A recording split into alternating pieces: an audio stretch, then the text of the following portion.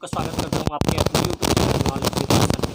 आज हम लोग देखेंगे क्लास 12 केमिस्ट्री का सॉल्यूशन पार्ट 4। इसमें आज हम लोग कुछ टॉपिक्स पर चर्चा करेंगे। जैसे यहाँ पे दिया हुआ है विलेयता, गैसों की द्रव में और ठोसों की द्रव में और ठोस विलयन। यहाँ पे हम लोग 3 शॉर्ट टॉपिक पे क्लियर करेंगे, जिसमें से गैसों की जो द्रव में विलेयता है उस पर हेनरी ने नियम रखा, उस पर हम लोग देखेंगे। हेनरी के नियम पर चर्चा करेंगे, जो कि इस टॉपिक से इंपॉर्टेंट है, हेनरी का नियम। क्लियर? तो चलिए शुरुआत करते हैं हम लोग सॉल्यूशन पार्ट 4 का। विलेयता यानी सॉल्युबिलिटी, यानी विलेयता मतलब नाम से आपको पता चल जा रहा होगा कि कितना घुला। क्लियर?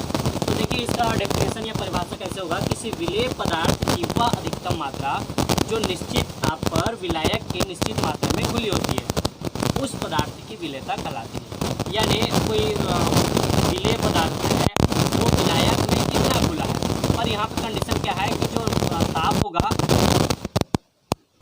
वो निश्चित होगा। यहाँ पे जो ताप होगा वो क्या होगा, विलायक में निश्चित मात्रा में। कहने का मतलब, मान लो ये आपका एक बीकर है और इसमें कुछ बैलेंस क्या है, मान लो यहाँ पे 500 ml क्या है, वाटर है। कितना है? 500 ml वाटर।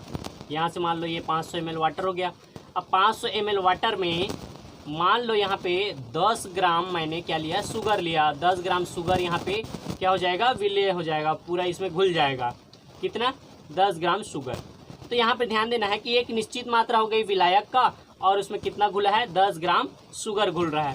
तो ये जो क्या कहलाएगी, 500 ml में 10 ग्राम उसकी विलेयता कहलाएगी। यानी निश्चित विलायक की निश्चित मात्रा में विलेय की जितनी मात्रा घुलती है उसी को हम लोग क्या कहते हैं, विलेयता कहते हैं। पर यहाँ पे कंडीशन एक रहेगा कि इसकी ताप जो होगी वो निश्चित रहेगी, जितना तापमान में रहेगा उतना ही रहेगा। इसको ठंडा या गर्म नहीं करना है, तब वो जितना घुलता है उसको हम लोग कहते हैं।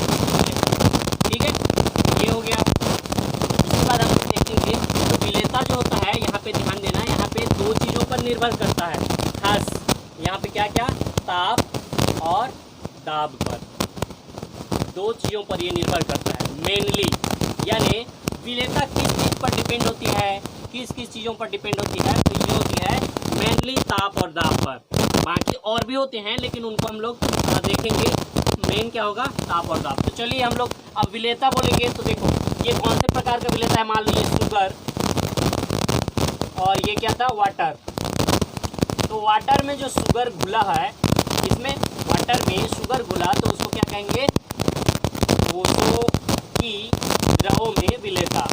क्या कहेंगे, ठोसों की द्रव में विलेयता कहेंगे, इस प्रकार का। तो इससे पहले हम लोग चलो चर्चा करते हैं गैसों की द्रव में विलेयता, उसके बाद हम लोग चर्चा करेंगे ठोसों की द्रव में विलेयता। तो गैसों की द्रव में विलेयता, तो सबसे पहले तो इसका आप एग्जाम्पल देखो कि गैस जो है द्रव में घुला होना चाहिए। तो ऐसा क्या चीज़ है जिसमें गैस घुला होता है द्रव में, तो आपको याद होगा, आपको हम लोग पार्ट 2 में या पार्ट 1 में चर्चा किए थे अलग अलग प्रकार के विलयन पे। तो ये कौन से प्रकार का, द्रव वाले विलयन होगा। तो आप इसका एग्जांपल होगा कोल्ड ड्रिंक्स। क्या होगा, कोल्ड ड्रिंक्स। आप जानते हो कोल्ड ड्रिंक्स में क्या गैस भरा हो रहा था। जैसे हम लोग कोल्ड ड्रिंक के ढक्कन को निकालते हैं या ओपन करते हैं तो तुरंत उसमें से गैस बाहर निकलने लगता है। तो इसका एग्जांपल क्या हो जाएगा, गैसों की द्रव में विलेयता का एग्जांपल हो जाएगा कोल्ड ड्रिंक्स या सॉफ्ट ड्रिंक या फिर जितने भी आते हैं। तो अगर हम लोग उसमें चर्चा करें तो ये हो जाएगा। अब यहाँ पे हम लोग इस शुरुआत करते हैं इसका, गैसों की द्रवों में विलेयता। गैसों की द्रवों में विलेयता, ये हम लोग चर्चा करेंगे अभी।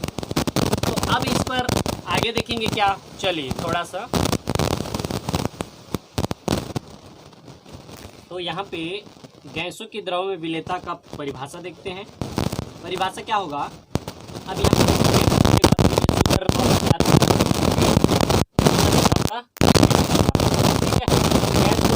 गैस को ग्राम है ना, गैस ग्राम होता नहीं है, ऐसा क्यों होगा। तो इस परिभाषा में क्या बोलेंगे, गैसों की द्रव गैस का मात्रा जो ताप और विलायक की मात्रा में, और विलायक की मात्रा क्या होगी, 1 घन सेंटीमीटर। यानी हम लोग क्या कहेंगे, विलायक की द्रव कि 1 सेंटीमीटर में घुले हुए गैस का आयतन गैसों वाटर या कोई भी द्रव होगा, द्रव का अलग अलग आयतन होता है। जैसे यहाँ तक मान लो मैं बोलता हूँ 1 सेंटीमीटर, यहाँ तक अगला 1 घन सेंटीमीटर, ये अगला 1 घन सेंटीमीटर, ये अगला 1 घन सेंटीमीटर। तो 1 घन सेंटीमीटर गैस का घुला हुआ तो उसकी क्या गैस के द्रव में विलेयता। क्लियर। यहाँ पे ताप एक निश्चित होना चाहिए और एक ताप निश्चित होना चाहिए। एक विलायक के 1 घन सेंटीमीटर आयतन गैसों की आयतन उसकी क्या करता है, विलेयता है। तो इस तरह से देख लेना, मान लो यहाँ पे 4 घन सेंटीमीटर, 4 घन सेंटीमीटर आयतन, गैस को हम आयतन में लेंगे तो इसका घन सेंटीमीटर कितना हुआ, इसको प्रभावित करने वाले कारक यहाँ पे कि गैस तथा द्रव की प्रकृति, गैस तथा द्रव की प्रकृति कैसी होनी चाहिए, गैस को अधिक विलय होने वाली यानी घुलने वाली प्रकृति होनी चाहिए, और द्रव की प्रकृति कैसी होनी चाहिए, उस गैस को अपने में विलय करने वाली गैस का प्रकृति होनी चाहिए और द्रव का अपने घोलने या विलय करने की प्रकृति होनी चाहिए। दूसरा, विलायक की प्रकृति, विलायक यहाँ पे अधिक से अधिक गैस को अपने में विलय करने की क्षमता रखती हो। दूसरा यहाँ पे अशुद्धियाँ, तो अशुद्धियाँ बढ़ जाने से गैस का द्रव में विलेयता घट जाता है। अशुद्धियाँ बढ़ा हुआ रहेगा तो गैस का द्रव में विलेयता घट जाएगा। तो इस तरह से हम लोग देखेंगे ताप, तो कि इसमें ताप बढ़ा गैस बढ़ जाएगा, वो गैस निकलने लगेगा, यानी ताप के बढ़ने से गैस की विलेयता कम हो जाती है। और दाब के बढ़ने से क्या होगा, तो दाब के बढ़ने से विलेयता भी बढ़ता है। आप इसको जितना दबा कर रखोगे, आप जानते हो कोल्ड ड्रिंक्स में ढक्कन लगा होता है, ढक्कन यानी दबाव लगा हुआ रहता है, जैसे ही उसको दबाव या ढक्कन को खोलते हो तो सारा गैस बाहर निकलने लगता है। तो यहाँ पे दाब बढ़ने से विलेयता उसमें रहती है यानी खुला रहता है, जैसे ही दाब तो विलेयता कम होती है। तो दाब बढ़ने से बढ़ता है,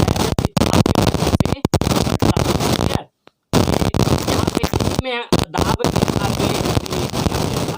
और हेनरी का नियम को हम लोग देखेंगे इसमें, क्योंकि ये इंपॉर्टेंट है इसलिए। हेनरी ने नियम दिया था, चलिए देखते हैं, थोड़ा सा मिटा हेनरी का नियम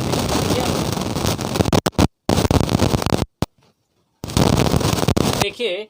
गैसों की द्रव में विलेयता में दाब का प्रभाव, उसमें हमने हेनरी का नियम देखना है। हेनरी ने नियम दिया, उसके अनुसार ये परिभाषा इस तरह से होगा कि स्थिर ताप पर द्रव में गैस की विलेयता गैस के दाब के समानुपाती होती है, यानी जितना गैस का दाब रहेगा उतना ही उसमें गैसों की मात्रा भी ज़्यादा विलय होगी। इसमें दिया है गणितीय रूप, देखो गणितीय रूप इसमें देखेंगे तो मान लो द्रव के इकाई आयतन में गैस की मात्रा m ग्राम है, उसकी जितनी भी विलायक है उसमें इकाई आयतन में मैंने बताया था, तो गैस की मात्रा कितनी है, m ग्राम है, तथा विलयन के साम्यावस्था में गैस का दाब p है।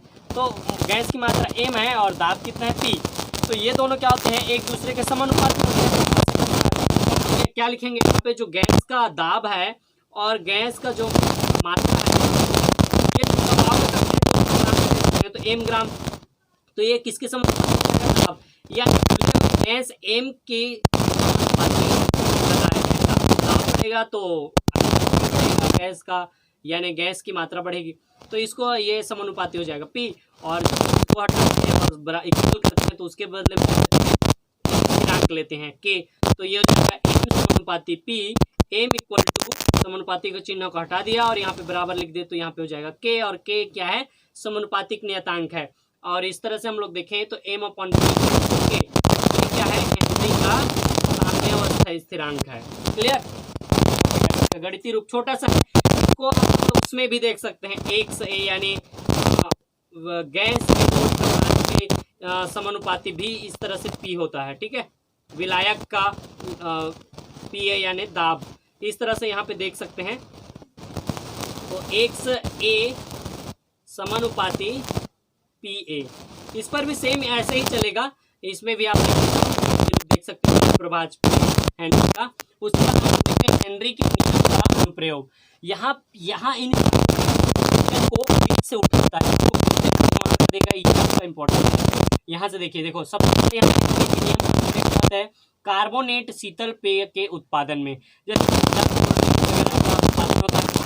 इस हेनरी के नियम के अनुसार ज़्यादा प्रेशर के साथ करेंगे, यानी कि जो ड्रिंक्स है उसमें ज़्यादा प्रेशर के साथ उसको ढकेंगे, उसमें ज़्यादा गैस खुले रहेंगे, जैसे वो निकल जाता है। तो ये कार्बोनेट शीतल पेय उत्पादन में होता है, यानी कोल्ड ड्रिंक्स कंपनी वगैरह में इसका उपयोग होता है।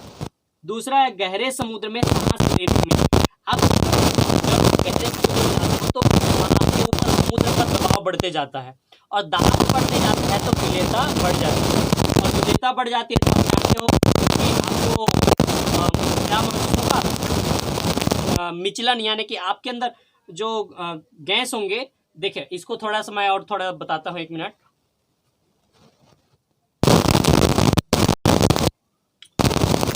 ये जो जब जाते हैं अंदर, जब जाते हैं तो उसमें होता क्या है कि ऑक्सीजन और नाइट्रोजन ज़्यादा दबाव के कारण हमारे जाते हैं, और जैसे ही वो ऊपर आते हैं तो जो ऑक्सीजन रक्त में घुला हुआ है वो ऑक्सीजन कोशिका का उपयोग हो जाता है, और नाइट्रोजन धीरे निकलने लगता है, क्योंकि जब समुद्र के अंदर गए थे दबाव बढ़ा था, तो दबाव बढ़ने से रक्त के साथ नाइट्रोजन और ऑक्सीजन घुल गए थे, और ऑक्सीजन का काम क्रिया ऊतकों या कोशिकाओं की क्रिया में उपयोग हो जाता है, जबकि नाइट्रोजन का कुछ उपयोग नहीं। जैसे वो ऊपर आते जाते हैं तो उन पर फिर दबाव कम होता है, और ऑक्सीजन बुलबुले के रूप में रक्त से बाहर निकलने लगते हैं। तो जो बुलबुला बन जाता है वो एक बेंड नामक रोग उत्पन्न करता है, जो कि जानलेवा भी हो सकता है। तो इसके लिए क्या करते हैं कि जो ऑक्सीजन सिलेंडर भर के रखते हैं उसमें 11% हीलियम रखते हैं और 56% नाइट्रोजन, जो कि नाइट्रोजन क्या होता है वायु में 78 होता है, और 21 वायु। तो उसमें क्या करते हैं सिलेंडर वो 11% हीलियम और 4% नाइट्रोजन और 32% लगभग ऑक्सीजन का उपयोग करते हैं उसमें। ये हो गया। उसके बाद देखिए कि इसमें तो अधिक ऊंचाई पर सांस लेने में कठिनाई, आप पहाड़ों या बहुत ऊंचाई पे चले जाओ तो एरोप्लेन वगैरह में, तो वहाँ पे क्या हो जाता है एयर का जो दाब होता है वो कम हो जाता है, वायुमंडलीय दाब कम हो जाता है। तो हमारे अंदर जब सांस लेते हैं तो सांस लेने में कठिनाई हो जाती है, क्योंकि दबाव ज़्यादा नहीं रहेगा, दाब ज़्यादा नहीं रहेगा, तो वो ऑक्सीजन जो है अंदर जाकर नहीं प्रवेश कर पाएगा। दबाव के कारण ही उसमें हमारे बॉडी में घुल पाता है, ब्लड में घुल पाता है ऑक्सीजन जरूरी है हमारे ब्लड में, है ना, सांस लेने में। तो इसलिए जब हम लोग ऊपर जाते हैं तो वहाँ पे गैसों का दबाव या वायु का दबाव कम हो जाता है, तो हमको सांस लेने में कठिनाई महसूस होती है। चौथा दिया है यहाँ पे फेफड़ों की क्रियाविधि। फेफड़ों की क्रियाविधि क्या होती है, जैसे हमने सांस लिया फेफड़े में भरा, फेफड़े में भर जाता है तो वहाँ पे दबाव बढ़ता है, और दबाव बढ़ता है तो जो ऑक्सीजन है वो रक्त में जाकर घुलने लग जाता है। इसी को घुलना या विलेयता कहते हैं। जैसे यहाँ पे फेफड़े में दबाव बढ़ा ज़्यादा तो वो जाकर घुल जाते हैं, और जैसे वो जाते हैं कोशिकाओं में कार्य के लिए उपयोग हो जाते हैं। जैसे कोशिकाओं पे पहुँचते हैं वहाँ पे दबाव कम हो जाता है, तो वो उन कोशिकाओं में निकल जाते हैं कार्य के लिए। तो ये होता है इस तरह से इनकी क्रियाविधि। तो ये मेरे ख्याल से यहाँ से क्वेश्चन को बीच से उठाता है, तो ये याद रखना। और थोड़ा सा ये हेनरी के नियम बस इतना है कि जितना ज़्यादा दाब लगाओगे उतना ज़्यादा गैस की विलेयता बढ़ेगी, बस क्लियर। नेक्स्ट हम लोग बात ठोसों की द्रव में विलेयता और ठोस विलेयता। तो ये छोटा सा है, थोड़ा सा देख लेते हैं। ओके, यहाँ पे देख लेते हैं ठोसों की द्रव में विलेयता। ठोसों की द्रव में विलेयता तो पहला से क्या हो जाएगा, स्थिर ताप पर संतृप्त विलयन बनाने के लिए 100 ग्राम विलायक में विलेय का ग्राम में जितनी अधिकतम मात्रा घोली जा सकती है वही उसकी क्या होगी,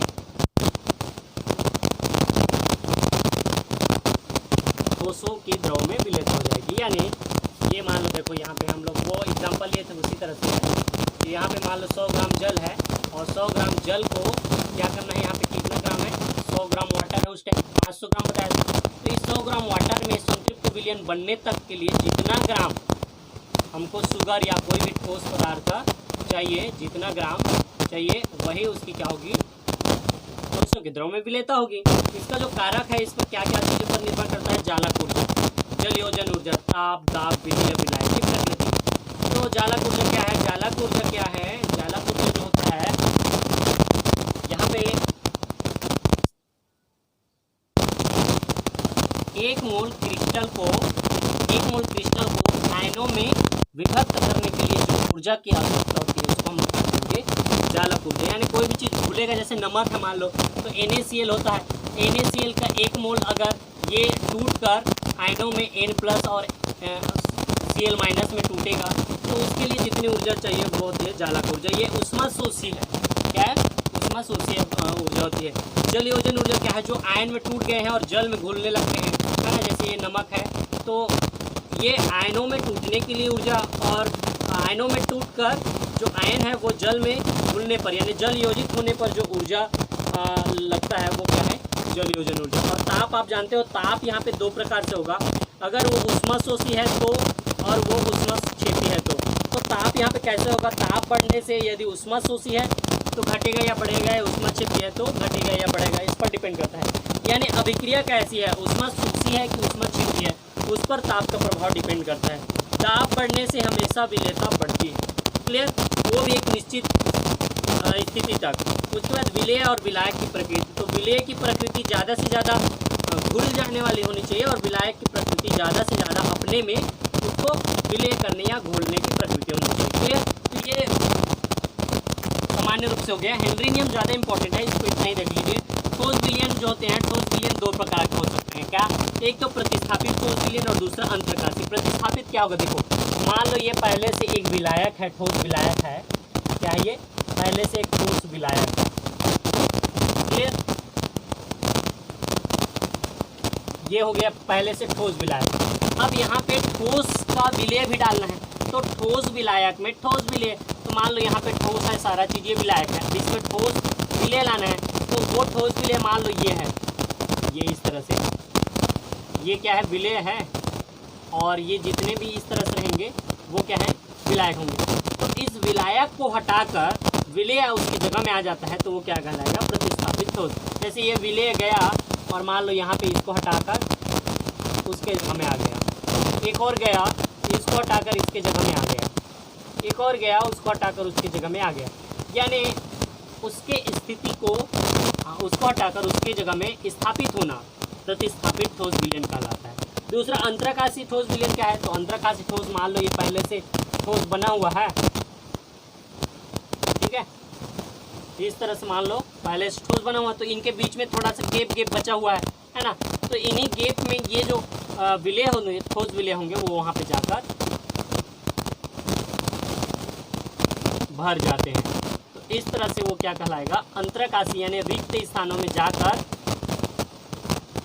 प्रविष्ट हो जाना अंतरकाशी ठोस विलयन कहलाता है। तो आज के टॉपिक में इतना ही देखते हैं। नेक्स्ट टॉपिक में हम लोग अच्छा इंपॉर्टेंट टॉपिक पर चर्चा करेंगे। आज के टॉपिक में हेनरी का नियम इंपॉर्टेंट था और उसके अनुप्रयोग, साथ ही साथ आपको मैं बता दूं हेनरी का जो सीमाएं हैं वो मैंने यहाँ पे बताना भूल गया था, तो हेनरी का सीमाएं भी आप लोग को याद रखना है। हेनरी का नियम, हेनरी के गणितीय रूप, हेनरी का सीमाएं और हेनरी के अनुप्रयोग यहाँ से मोस्ट इम्पॉर्टेंट है। नेक्स्ट टॉपिक में हम लोग देखेंगे विलयन के गुणधर्म। विलयन के गुणधर्म में आप लोग देख सकते हैं वाष्पदाब में आपेक्षिक अवनमन, या फिर उसको लेकर हम लोग बात करें तो हिमांग में अवनमन, क्वथनांग में उन्नयन, परासरण दाब, इस तरह से चार वहाँ देखेंगे विलयन के गुणधर्म। क्लियर। तो नेक्स्ट में देखते हैं। चलिए इतना आज के लिए काफ़ी है और वीडियो ज़्यादा लंबा नहीं, क्लियर, ओके।